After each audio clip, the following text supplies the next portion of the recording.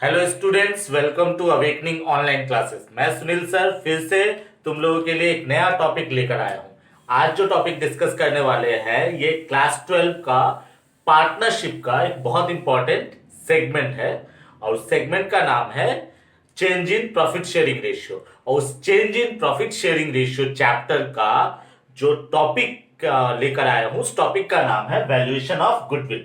और valuation of goodwill का मैं पार्ट 2 लेकर आया हूं। पार्ट 1 ऑलरेडी अपलोडेड है, मैं डिस्क्रिप्शन में लिंक दे दूंगा। वो पार्ट 1 आप देखिएगा, उसका ही ये नेक्स्ट पार्ट है। ठीक है, जो पार्ट 1 में आप लोगों ने सीखा था, ठीक है, उसका ही नेक्स्ट पार्ट है। क्या नेक्स्ट पार्ट है? थोड़ा सा एडवांस सिचुएशंस वगैरह मैं समझाने वाला हूं। ठीक है, आज बेसिकली मैं कोई सम्स वगैरह करने वाला नहीं हूं। मैं एक ओवरऑल आइडिया देने वाला हूं कि क्या क्या ट्रीटमेंट होते हैं, किस किस तरीके से कैलकुलेशन होते हैं। ठीक है, तो चलो स्टार्ट करते हैं। तो हम लोगों का टॉपिक जो है वैल्यूएशन ऑफ गुडविल का पार्ट 2 में ये टॉपिक है factors should be taken into account while calculating average profit and super profit. Average profit और सुपर प्रॉफिट के टाइम में कुछ कुछ एडजस्टमेंट्स एडजस्ट करने होते हैं। क्वेश्चन में कुछ कुछ टॉपिक दे देता है जिसको आप लोगों को एडजस्ट करने होते हैं। ठीक है, वो एडजस्टमेंट कैसे करते हैं और कौन कौन सा आइटम को किस तरीके से एडजस्ट करते हैं वही हम लोग सीखने वाले हैं। ठीक है, तो मैं एवरेज प्रॉफिट को बाद में लूंगा, पहले सुपर प्रॉफिट का एक्सप्लेनेशन दे देता हूं। सुपर प्रॉफिट कैसे हो निकलता है। ठीक है, उससे पहले और एक चीज बता दूं, थोड़ा सा मैं रिकॉल करवा दूं, क्योंकि फर्स्ट वीडियो मैंने अपलोड कर दिया था। आप लोग वैल्यूएशन ऑफ गुडविल का सारा मेथड्स वहां से सीख चुके होंगे। ठीक है, लेकिन जो लोग भी पहला बार वीडियो देख रहे हैं उन लोगों को भी थोड़ा समझ में आना चाहिए, इसलिए मैंने थोड़ा मेथड्स वगैरह लिख दिया है। आप लोग इसका पूरा नॉलेज के लिए फर्स्ट वीडियो देखिए, अगर फर्स्ट वीडियो नहीं देखे हैं तो क्या है methods of calculating goodwill. Goodwill calculation का क्या क्या मेथड्स है मैंने वहां पे बताया है। व्हाट इज गुडविल, ये सारा चीज मैंने बताया, वापस से डिस्कस करके वीडियो लंबा नहीं करूंगा। तो हमारा जनरली 4 मेथड्स होते हैं। एवरेज प्रॉफिट मेथड, फॉर्मूला वहां पे दिया हुआ है वीडियो 1 में। सुपर प्रॉफिट मेथड, ये भी फॉर्मूला वहां पे दिया हुआ है। कैपिटलाइजेशन मेथड, ये भी फॉर्मूला दिया हुआ है, इसलिए सी फॉर्मूला इन पार्ट 1। पार्ट 1 आप लोग देखिए। एक और मेथड जो बचा हुआ था एन्युटी मेथड, ये बेसिकली क्लास 12 में बहुत ही रेयरली आता है। ठीक है, इसलिए मैंने फर्स्ट पार्ट 1 में बताया नहीं, लेकिन सोच रहा हूं कि बता ही दूं, कम से कम नॉलेज तो रहेगा आप लोगों के पास। तो एन्युटी मेथड ये क्या है, पूरी तरह से मैथमेटिकल मेथड है। एन्युटी आप लोगों ने मैथमेटिक्स में पढ़ा होगा कि अगर सपोज 1 रुपया करके आप अगर 4 सालों तक जमा करेंगे, 1 रुपया 1 रुपया 1 रुपया 1 रुपया, तो हिसाब से देखा जाए तो उसका वैल्यू 4 रुपया है, लेकिन उसका परचेजिंग पावर 4 रुपये नहीं रहेगा। उसका purchasing power due to inflation change हो जाएगा। तो उसका परचेजिंग पावर कितना रहेगा, उस वैल्यू का वैल्यू कितना रहेगा 4 रुपए का, उसी को बोला जाता है एन्युटी वैल्यू।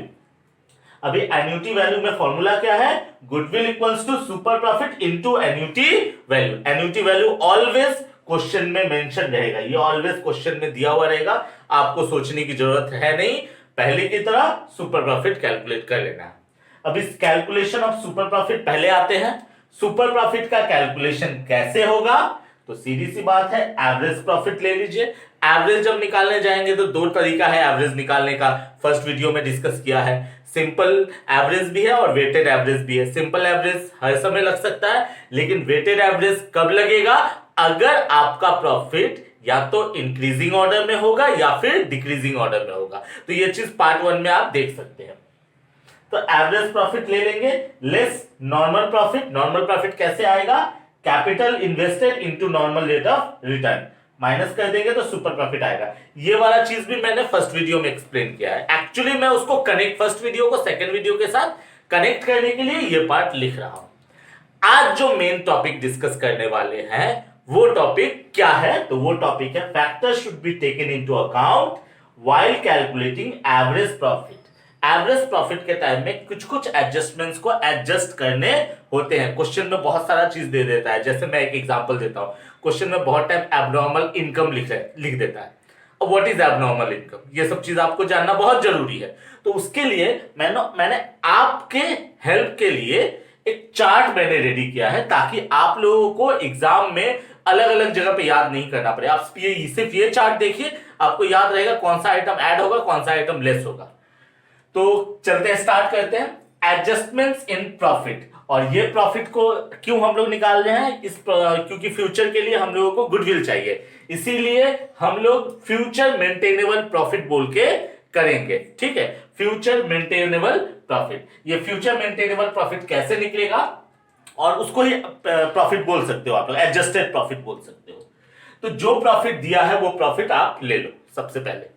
ठीक है, कुछ आइटम को ऐड करना है, कुछ आइटम को लेस करना है। सबसे पहले लेस क्या करेंगे, एबनॉर्मल प्रॉफिट।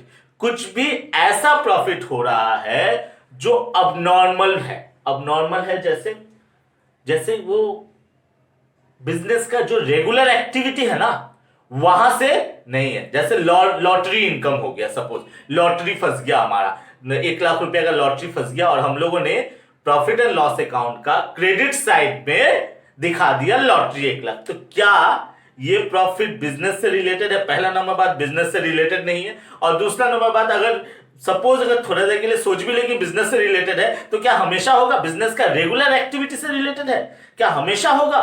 क्या रेगुलर बेसिस पे होगा? नहीं। दैट्स वाई इसको बोला जाएगा अबनॉर्मल प्रॉफिट। सपोज करो आपका एक प्रॉपर्टी था, ठीक है, वो प्रॉपर्टी अचानक से उसका वैल्यू 0 हो रखा था। ठीक है, आपने उसको कबाड़ में छोड़ के रखा हुआ है। ठीक है, ये प्रॉपर्टी का कुछ होने वाला नहीं है, पुराना कंप्यूटर समझ लो। अचानक से उसका कोई कस्टमर आ गया और आपने सोचा चलो बेच देते हैं, बेच दिए और वहां से कुछ प्रॉफिट आ गया। तो ये प्रॉफिट बिजनेस एक्टिविटी से रिलेटेड नहीं है दोस्तों, जस्ट आपका एसेट था, खराब हो रखा है, आपने बेच दिया, इसको अबनॉर्मल प्रॉफिट बोलेंगे। ठीक है, तो अबनॉर्मल प्रॉफिट जनरली एग्जाम में ना abnormal income, abnormal gain, abnormal profit ऐसे करके मेंशन कर देगा दोस्तों। ठीक है, तो आप लोग क्या करना, डायरेक्टली उस अबनॉर्मल प्रॉफिट को प्रॉफिट से लेस कर लेना। ठीक, फिर क्या है, अबनॉर्मल लॉस। अबनॉर्मल लॉस जैसे मान लो स्टॉक डिस्ट्रॉयड बाय फायर, आग लग गया, जल गया।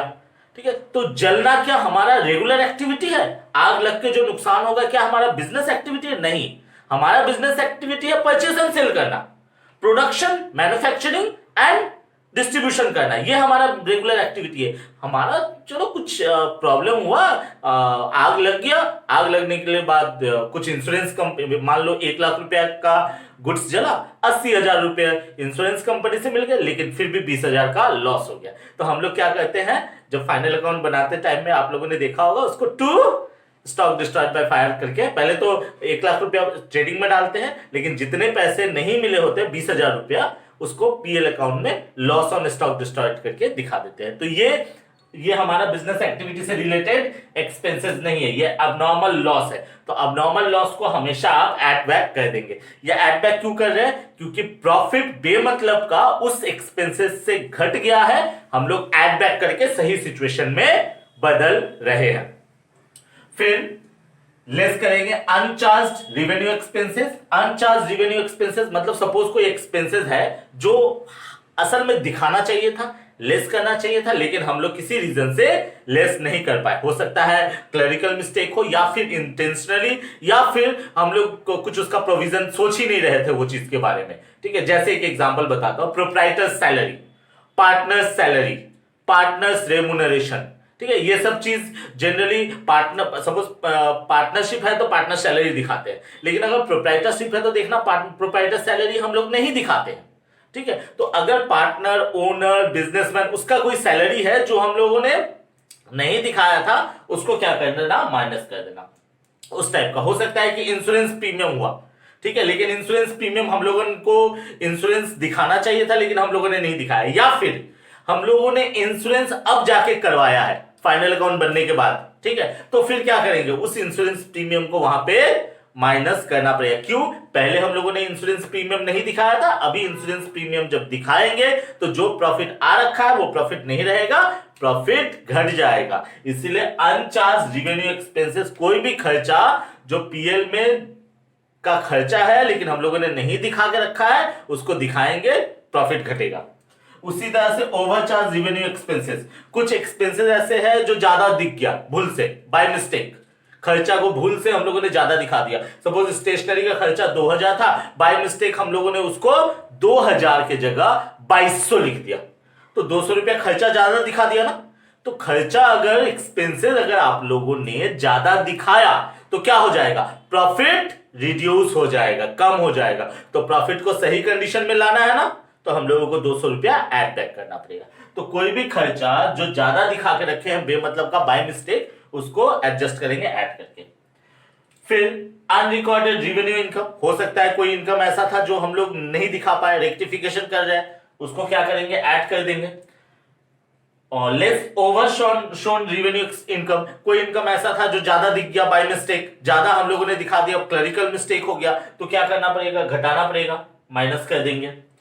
फिर क्लोजिंग स्टॉक और ओपनिंग स्टॉक का एक बड़ा इंपैक्ट पड़ता है ये प्रॉफिट के ऊपर। हाँ, क्लो और एग्जाम में आते भी है। क्लोजिंग स्टॉक का प्रॉफिट के साथ डायरेक्ट रिलेशन होता है। क्लोजिंग स्टॉक का प्रॉफिट के साथ डायरेक्ट रिलेशन होता है, मतलब अगर क्लोजिंग स्टॉक बढ़ेगा प्रॉफिट घट जाएगा, अगर क्लोजिंग स्टॉक घटेगा प्रॉफिट ऑटोमेटिकली बढ़ जाएगा। ठीक है, ये ट्रेडिंग अकाउंट में आप फिगर डाल के चेक कर सकते हो। और ओपनिंग स्टॉक का प्रॉफिट के साथ इनवर्स रिलेशन होता है, इनवर्स रिलेशन, उल्टा रिलेशन, मतलब अगर ओपनिंग स्टॉक बढ़ गया तो प्रॉफिट घट जाएगा, अगर ओपनिंग स्टॉक घट गया तो प्रॉफिट बढ़ जाएगा। तो क्लोजिंग स्टॉक का प्रॉफिट के साथ क्या रिलेशन है, डायरेक्ट रिलेशन, और ओपनिंग स्टॉक का क्या है, इनवर्स रिलेशन। ठीक है, तो ये भी देखना पड़ेगा हम लोगों को। अगर over valuation of closing stock है, मतलब ओवर वैल्यूएशन मतलब स्टॉक का जो वैल्यू होना चाहिए था हम लोगों ने ज्यादा दिखा दिया, 10,000 का क्लोजिंग स्टॉक होना चाहिए था, 11,000 दिखा दिया, तो 1,000 ज्यादा दिखाया ना, तो इसको बोला जाएगा over valuation of closing stock. तो over valuation of closing stock minus करेंगे, फिर under valuation of closing stock add करेंगे, फिर over valuation of opening stock add करेंगे, और under valuation of opening stock less करेंगे। ये तो हुआ कंप्लीट। उसके बाद टॉपिक आता है non recurring profit and non recurring expenses. देखो एक्सपेंसेस भी ना दो टाइप के होते हैं, एक होता है रिकरिंग एक्सपेंसेस जो बार बार होगा, और एक नॉन रिकरिंग एक्सपेंसेस जो कभी कभी होगा। उसी तरह से इनकम में रिकरिंग इनकम जो बार बार होगा, नॉन रिकरिंग इनकम जो कभी कभी होता है। ठीक है, जैसे बता रहा हूं, सपोज हमारे पास पैसे है, हमने पैसे किसी कंपनी में इन्वेस्ट कर दिए, तो वहां से इंटरेस्ट ऑन इन्वेस्टमेंट आ रहा है, तो ये इंटरेस्ट ऑन इन्वेस्टमेंट क्या बार बार आता है, नहीं, हर बार हर रेगुलर एक्टिविटी नहीं है, कभी कभी आएगा। ठीक है, नॉन रिकरिंग है। असल में ये वाला पार्ट बहुत हद तक इससे रिलेटेड है। ठीक है, तो अगर क्वेश्चन में कुछ भी नॉन रिकरिंग प्रॉफिट आपको मिले तो उसको माइनस कर देना, और कुछ भी अगर नॉन रिकरिंग एक्सपेंसेस मिले तो उसको ऐड कर देना, आपका एक्चुअल एडजस्टेड प्रॉफिट आ जाएगा। लेकिन एक ध्यान में रखने वाली बात यह है कि जब एडजस्टमेंट करेंगे तो आप लोग सपोज करो 4 साल का इंफॉर्मेशन दिया है, 2016, 2017, 2018, 2019, तो 16, 17, 18, 19 कर लेंगे, चारों साल का प्रॉफिट लिख लिए। अब जिस साल जो हो रहा है उसी साल एडजस्ट करना है। सपोज मान लो पहले साल में अबनॉर्मल प्रॉफिट है तो पहले साल से लेस करो, ऐसा नहीं कि सारे साल से लेस करना है। दूसरे साल में अबनॉर्मल लॉस हुआ तो दूसरे साल में ऐड करो, ऐसे चार्ट बना लेना, ऐसे ऐसे ऐसे करके। ठीक है, फिर अगर suppose over valuation of closing stock है तो पहले साल हुआ है तो पहले साल करो, दूसरे साल हुआ है तो दूसरे, जिस साल का है ये सारे एडजस्टमेंट उसी साल करेंगे। ऐसा नहीं कि एक ही बार में कर लेना है, इंडिविजुअली 16, 17, 18, 19 जिस साल में ऐड हो रहा है कर करके नीचे लाना, तो 4 फिगर मिल जाएंगे और चारों होंगे annual adjusted profit, sorry actual adjusted profit. अब वो जो प्रॉफिट आ जाएगा उस प्रॉफिट का क्या करेंगे, average profit should be calculated on the basis of actual adjusted profit, either simple average और वेटेड एवरेज। तो बहुत सारे स्टूडेंट्स लोगों का मेरा डाउट था कि सर कौन सा आइटम को ऐड करते हैं, कौन सा आइटम को लेस करते हैं, ये समझ में नहीं आ रहा है। तो बच्चे ये वाला चार्ट आप लोग याद रखना, इससे आप लोगों को याद रहेगा, लिख लेना, इसको बढ़िया से लिख लेना, मैं लास्ट में हट जाऊंगा, स्क्रीनशॉट मार लेना। ठीक है, और उसको अच्छे से कॉपी में लिख लेना, और ये याद रखना कि कौन सा आइटम ऐड होगा, कौन सा आइटम लेस होगा। और दूसरा बात ये याद रखना है जिस साल से रिलेटेड है उसी साल ऐड लेस करना है, ऐसा नहीं कि चारों साल का चारों साल करना है। ठीक है, आज मैं कुछ सम्स नहीं बताने वाला हूं, मैं सिर्फ ये चार्ट एक्सप्लेन करने के लिए मैंने वीडियो बनाया था। ठीक है, आप लोग कंटिन्यू वीडियो, मतलब सपोज चैनल पे कंटिन्यू बने रहिएगा, फिर से नया टॉपिक जल्द ही आएगा। और चैनल को अगर सब्सक्राइब करके रखे हैं तो बेल आइकन को क्लिक कर दीजिए, और अगर नए हैं तो कम से कम सब्सक्राइब कीजिए, क्योंकि कंटिन्यू वीडियो आएगा। क्या पता कौन सा वीडियो आपका काम में आ जाए बढ़िया तरीके से, जबरदस्त तरीके से। मैं पूरी कोशिश करूंगा कि ज्यादा से ज्यादा इंफॉर्मेशन जो मेरे पास है आप लोगों तक पहुंचा पाऊं, ठीक है। क्योंकि ये लॉकडाउन कोरोना वायरस के टाइम में, ठीक है, कोई दूसरा रास्ता नहीं है मेरे पास स्टूडेंट लोगों तक पहुंचने के लिए। और ये वीडियो के थ्रू सबसे बड़े बात, मजे वाली बात क्या है पता है, आप मेरा लेक्चर 50 बार देख सकते हो। अगर सपोज पूरा वीडियो देख लिया, समझ में नहीं आया, फिर से रिकॉल देख लो, क्या दिक्कत है। फिर समझ में नहीं आया और एक बार देख लो, और अगर फिर भी समझ नहीं आया तो मुझे कमेंट कर दो, मैसेज कर दो, ठीक है। और उसके बाद फिर मेरे से बात कर लो कुछ डाउट होने से। तो मैं व्हाट्सएप नंबर भी डिस्क्रिप्शन में देकर रखूंगा, आप लोग वहां से मुझे कांटेक्ट भी कर सकते हो। सर ये वीडियो में ये वाला टॉपिक को क्या फिर से एक्सप्लेन करेंगे, अगर जरूरत होगा तो मैं फिर से नया वीडियो लेके आऊंगा। आशा करता हूं आज समझ में आया होगा आप लोगों को। नेक्स्ट वीडियो के लिए बने रहिए। आज के लिए थैंक यू।